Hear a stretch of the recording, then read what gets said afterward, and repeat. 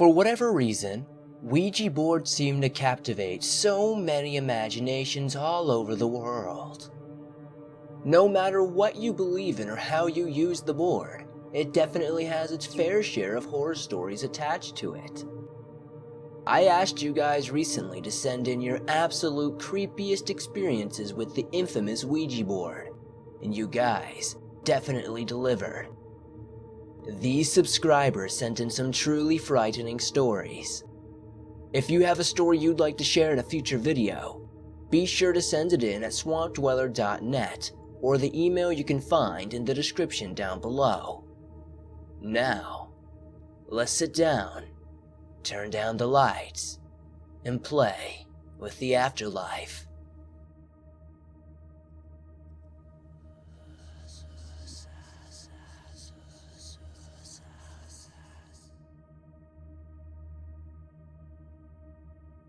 When I was about 12 or 13 years old, I played the Ouija board with my friends at least 7 times. I know this can be dangerous, but I was young and didn't take this stuff all that seriously. We always asked silly questions, but every answer came back true. That said, I always believed my friends were moving the glass. I didn't think much of any of this. Now that I've given you a background on this, I'll tell you the story of when I began to believe in the paranormal. I was chilling at my friend's when we decided to give the board a go. We didn't think anything of it because we didn't think it was real at this point, so what harm could it do? This time when we started, I asked my friend to ask something we didn't know yet. My friend agreed as it'd make it impossible to answer something by moving the glass ourselves if we didn't have the answers to the question we asked. We began to think of what to ask when I remembered I didn't really know my mom's and mother's name, as her mom died in her 20s, so it never really came up. As such, we asked what the first letter of my grandmother's name was. The glass then moved to D, then asked for the second letter, at which point it moved to E. I asked for the third letter, but the glass wouldn't move further because of the wax on the board from the candles. I soon removed the wax and asked for the third letter again, at which point it went to R. It was at this point we closed the session and asked ourselves what name started with the letters D, E, R. Curious, we decided to ask the day after in the morning, as I never asked my mom about my grandmother, but eventually we grew too curious and called my mom up anyway. My mom picked up and I told her we were doing a quiz, but I needed to know her mother's name. She answered that it was Tina. Perplexed, I asked, "Are you sure?" She then said, "Well, that's her nickname. Her actual name is Dernestina." My friend and I were shocked.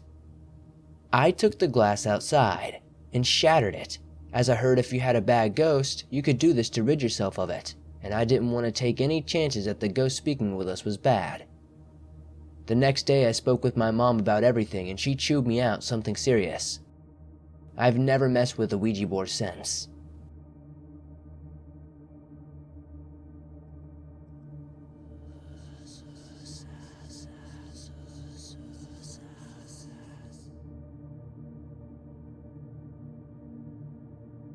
I want to start by saying, I never believed in heaven or hell, nor did I believe in the supernatural.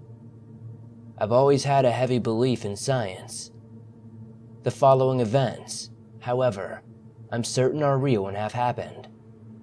It was my junior year of high school back in 2011 or 2012. My friends were into the usual weekend activities of drinking, partying, and getting into trouble. This particular weekend, about 5 of us decided to get together to explore our state's most haunted cemetery. We live in a small city, so we figured what could go wrong, and how could it hurt to have a little spooky fun, right? One of my friends had a Ouija board and decided to bring it along. We, on the other hand, loaded up the car with as much alcohol and weed as we could manage. It's about a half an hour later when we're clear on the other side of our city, on a road lit only by the stars in the middle of nowhere. A little history on the cemetery. It's been investigated many times by many different paranormal investigation teams. They've come up with the same results in most cases. An entity that will shove you off the wall around the cemetery if you're walking along the top of it. A shadowy figure that lurks in the woods in the back. Orbs, and all things kind of like that. The cemetery itself is home to hundreds of children, Civil War soldiers, and governors.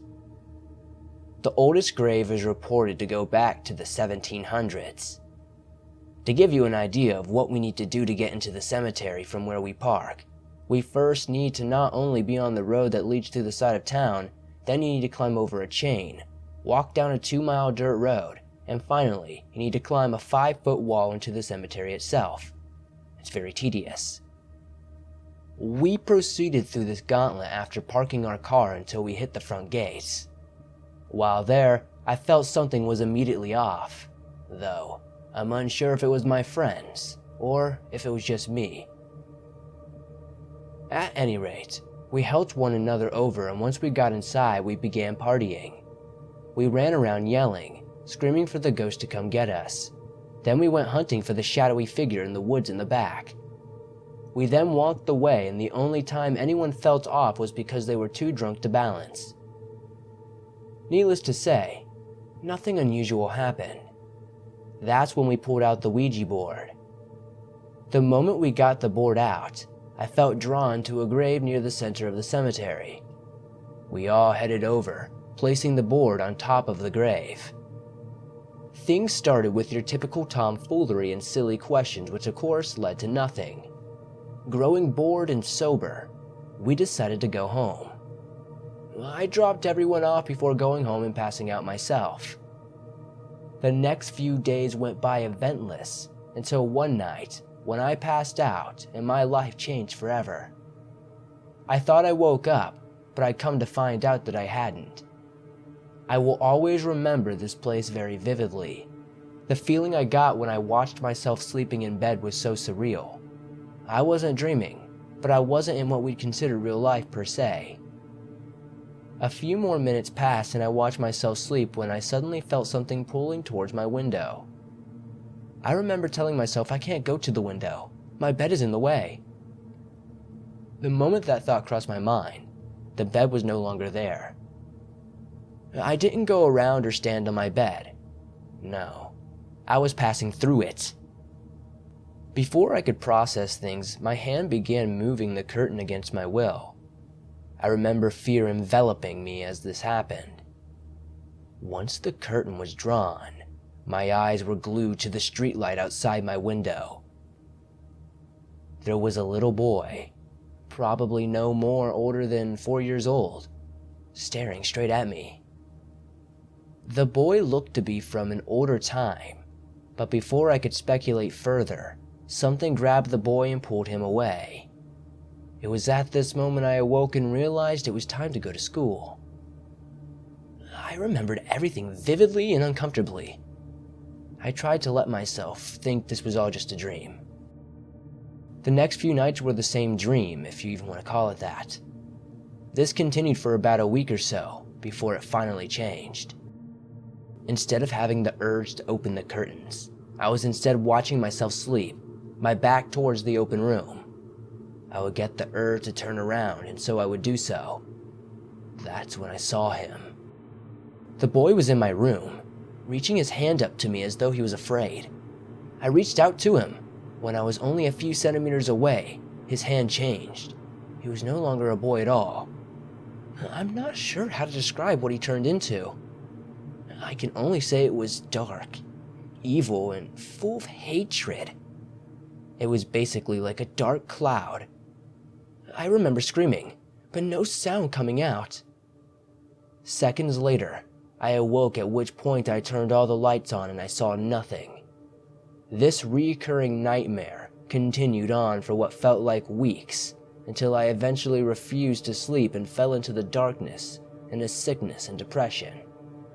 I stopped eating because of the anxiety and stopped taking care of myself, and eventually my grades began to slip.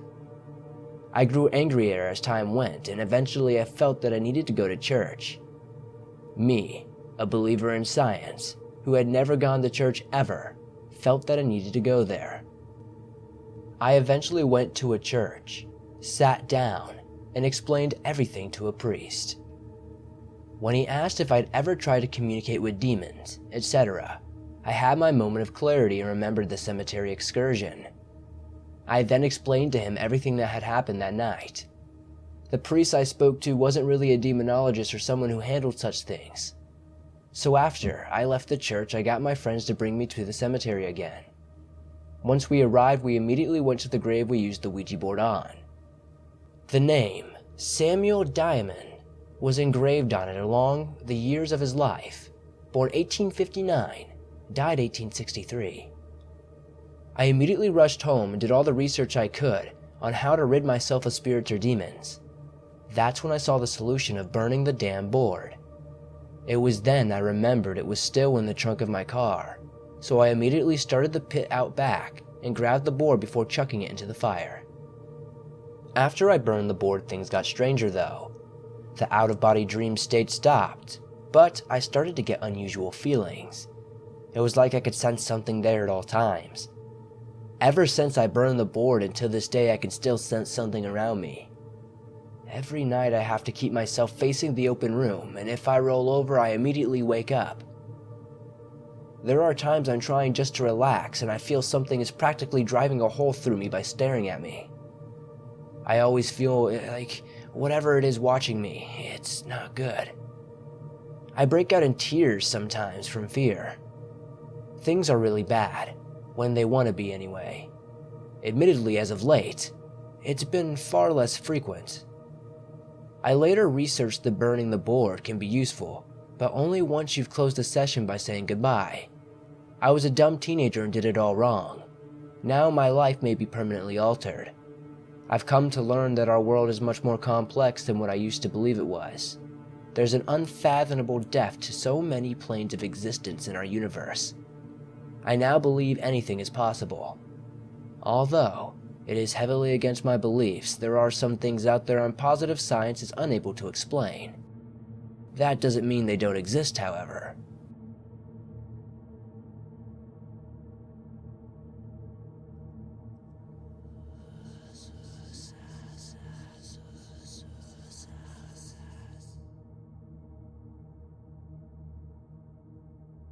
It was the summer, heading into my senior year of high school, when I was invited to a friend's home with a few of my other friends. This takes place in what I believe was a very rural countryside in Oklahoma. When I arrived, I saw the board and planchette, and so being who I am, I stalled to buy more time before involving myself with any activity with the board. Ultimately, I was the only person who didn't want to get involved, but I caved to peer pressure and joined the group and started using the Ouija board. Everyone joined in a circle in the kitchen. Some candles were lit and the lights were shut off as we began our session. We started by asking basic questions, and nothing out of the ordinary seemed to happen. After a few more questions, we ended the session, thinking nothing of it. Still a little weirded out by all the stuff, I tried to put the board away. Upon picking up the eyepiece, I got the worst nausea I think I've ever had in my life. The next evening, I headed home, but I couldn't shake this feeling like something evil was following me. It was like a darkness that just hovered around me. For the next 13 nights in a row at 3:01 in the morning exactly, I'd have this same dream, over and over, like a broken record. I saw myself in the kitchen, playing with the same exact Ouija board from the party. Nothing more, nothing less. The third night, I began tracking the occurrences, and by the final night, I didn't want to think on it any further and tried to put it out of my mind. I didn't tell anyone of this. Once school began again, the dreams suddenly stopped. To this day, I'm not sure why I had the dreams, but I definitely won't ever mess with Ouija boards ever again. And if you ever get the chance to, I'd say you shouldn't either.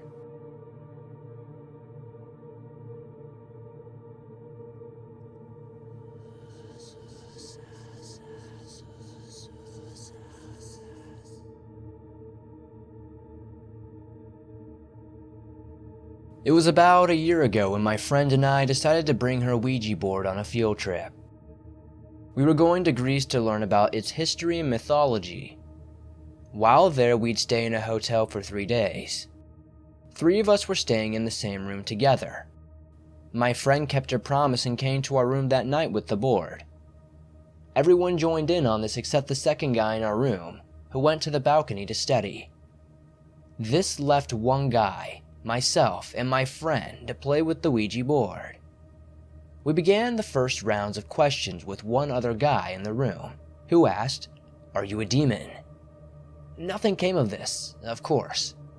We waited 5 minutes before I asked the question, "Is there a ghost who'd like to communicate with us in this room?" Nothing happened, and so my friend, we'll call her May, suggested we should leave the board as it's getting late. The other guy in the session, we'll call him Paul, refused. So then, we make the dumbest mistake of our lives and began threatening to burn the board if we get no response. To our shock, the planchette began moving all on its own. The board simply spelled out no.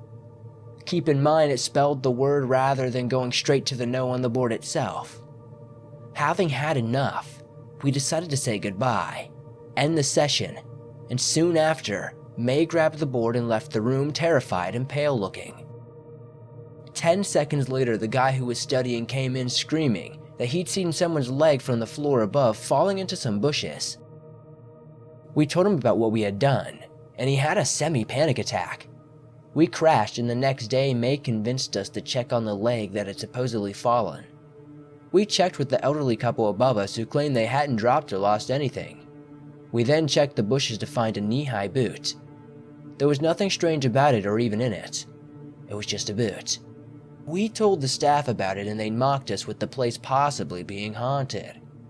I believe they thought we were kids just trying to pull a fast one, but nothing strange happened after that.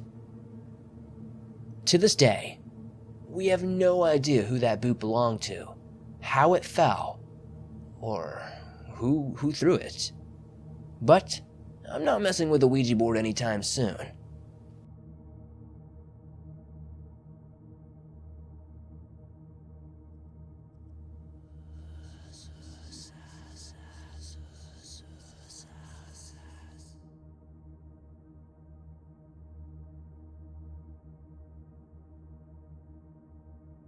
This following story takes place back in the summer of 2010.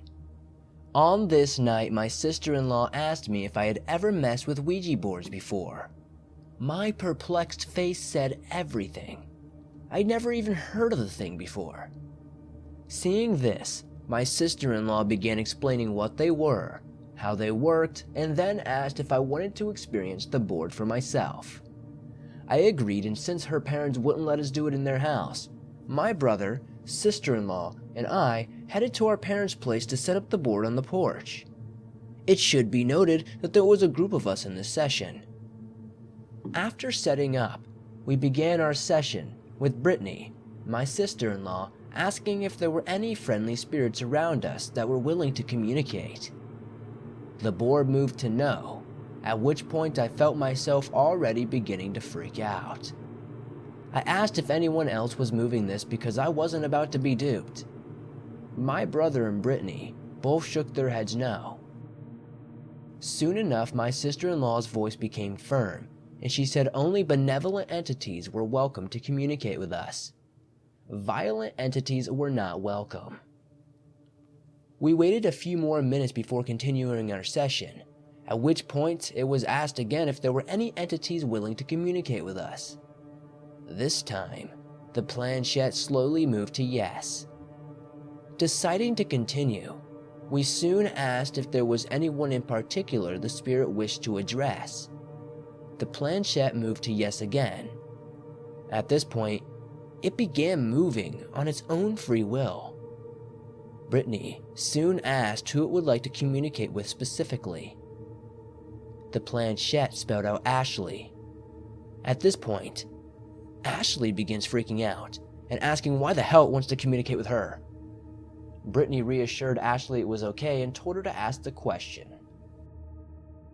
She said maybe ask something only a relative might know, in case that it was a relative, and to be sure it wasn't a demon lying about being such. Ashley proceeded to ask what year the entity died. The entity spelled out the date of Ashley's mother's death. This made Ashley frantic, but she was also intrigued. Brittany asked Ashley to ask the board questions only her mother would know. Ashley asked these questions, and when it became apparent she might be speaking with her mother, she let her hand off the planchette to see if it moved without her. It stopped. Eventually, she put 2 fingers on the planchette while we let our hands off of it. The spirit began spelling out how thankful it was Ashley found her sister-in-law, and how her mother never left her. It was really sweet things like that. We spent the next few hours letting Ashley communicate with her mother before she felt ready to end it. We asked if there were any other friendly spirits around that wished to communicate, at which point this was a yes or no answer. When asked why, we were informed there were evil spirits and good spirits, but the good kept the evil away, so in theory anyway. At this point, we thanked Ashley's mother for her protection and asked if she would communicate with the others on our behalf. The planchette moved to yes. We soon took turns asking questions.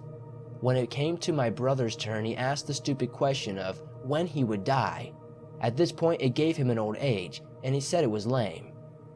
Finally, it was my turn, but I couldn't think of anything to ask initially. I soon settled on asking if my grandpa was okay and in heaven. The planchette spelled yes and also spelled out that he was proud. I then asked if I have a great year of football, as I had been offered scholarships to Ole Miss and the Miami Hurricanes. The answer was yes. Next, I asked what offer I should take. It spelled Miss. I was excited because Ole Miss was the place I wanted to go. Then, I also thought these answers were a bit convenient and easy, so then I thought that maybe it could just be us playing with ourselves. I asked if I'd make it to Ole Miss. The board answered no. I then asked why. It slowly spelled out that I would have an accident. I then asked what accident. Was I going to get hurt? It said yes. Everyone was getting nervous, but I was for some reason getting pissed off. This was when Brittany reminded me I was asking questions I shouldn't be asking. Angry, and already having come this far, I asked it specifics about the accident, like the end result. This is when it spelt out car and death. Having had enough of my brother's and I's questions, Brittany ended the questions. Now that you know the session, I will explain the rest of my story. A year and a half later, my junior year, I got a job delivering pizzas to help my parents pay bills after football season. One night, a night I only know of because my parents have explained it to me, I have no memory of the events, I got into a really bad car accident. It was 7 or 8 in the morning when I came to, and it was explained to me I was traveling along US 1 with a bit of traffic following, when I slammed into one of the 2 cars parked on the median. I was going 75 miles per hour, and don't wear a seatbelt, so I bounced around and planted my face through the windshield, while also making enough of an impact to be knocked off into a nearby river. I got a grade 3 concussion, and a contusion on my forehead the size of a cantaloupe. I also tore my meniscus and broke my leg. I then spent the next 2 weeks in the ICU, and didn't finish school that year. The doctors were worried I'd hit my head with the result of easy death, so I was wheelchair bound for a while, and at home for a few months. I lost my scholarships, and to this day I am left wondering if I hadn't asked those questions of the Ouija board, would this have even happened? I'll never know for sure, but trust me when I say this. Don't take such things lightly, and always be careful what you ask. It could easily end up taking everything you have.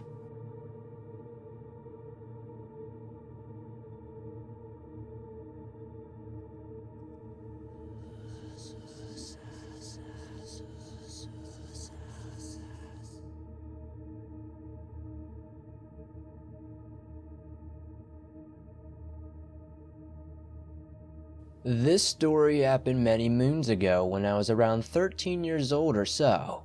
It could have even been earlier, I'm not really too sure on the age. my sisters and I, were visiting my aunt and uncle in Belfast during the school holidays. My cousins N and her adopted sister D were quite a few years older than me, as was my one sister. One day, my cousin N and my older sister decided to visit D in her newly rented apartment.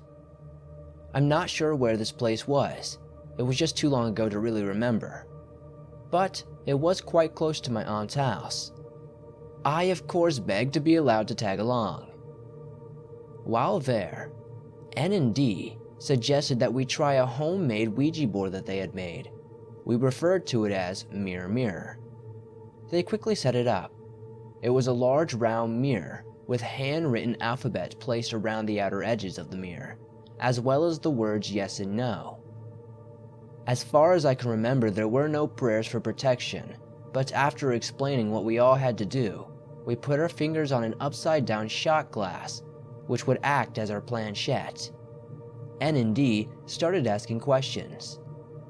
We very soon started getting answers to the questions, and then the blame game started. "You're moving it," says N to D. "No, you're moving it," replies D. "No, you are," etc., etc., you know. Then we all burst out laughing. As soon as we started laughing, the shot glass shot straight up into the air, above our heads, and exploded, sending small glass fragments shooting in every possible direction. Needless to say, we all jumped to our feet and ran as if our lives depended on it. I never went back to Dee's apartment ever again. In fact, I never saw her again. A year or two later, Dee married and moved away. I am now 56 years old, and only a few months ago, Dee and I finally reconnected. This experience scared the crap out of me, and I have never again tried to play Mirror Mirror. Even though I am very inquisitive, I just don't know enough to do this safely. I would like to know your thoughts on why this could have happened. Do you think we maybe angered whatever spirits we were talking to? Or do you think maybe something could explain this scientifically? I just don't know.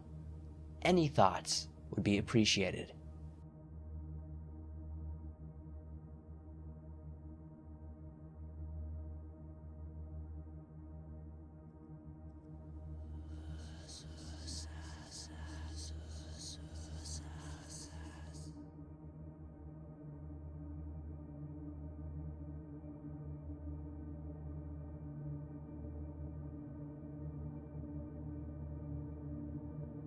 After reading these truly freaky, allegedly true encounters with Ouija boards, I can safely and confidently say I won't be playing with one of those boards myself anytime soon.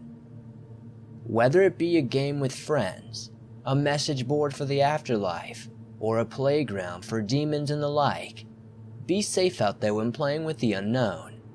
It could just come back to bite ya. What are your thoughts on Ouija boards? Do you think trolling a ghost on a cardboard cutout can really lead to bad karma? Such as the case in Story 5, where the young man seemingly saw his own demise on the Ouija board, only for it to come to fruition in real life. If you like these stories and you want to listen to some more, be sure to subscribe and turn on notifications to never miss a new video, as I upload them almost every single day on all things natural and supernatural. Be sure to give this video a like as it helps me out a ton, and remember to send in your scary story at swampdweller.net. I would love to share your scary real-life experience. And I'll see you guys soon with another creepy video.